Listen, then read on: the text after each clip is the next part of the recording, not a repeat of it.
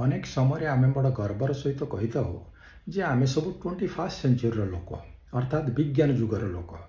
तेबे विज्ञान जुगरे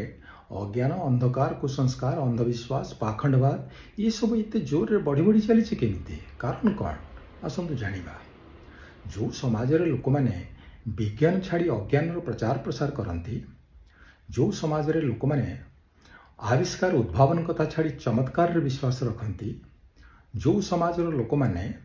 लॉजिक छाड़ी मैजिक रे धर्म एवं आध्यात्मिकता को खोजती, जो समाज लोक माने मिथिहासटा को इतिहास बोली माने करती अर्थात माइथोलॉजीटा को हिस्ट्री बोली कहती, आउ जो समाज लोक माने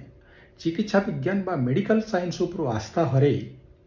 झड़ा फुंका बा तंत्र मंत्र रे विश्वास रखती, जो समाज लोक माने संविधान कौन न जानी शास्त्र ज्ञान रे सबु समाधान अच्छी बोली भावती, जो समाज लोक माने निजर भाग्य को हाथ मुठारे न खोजी मथारे खोजी थांती, और जो समाज लोक माने निजर प्रगति भविष्य न देखी अतीत देखते, से समाज रे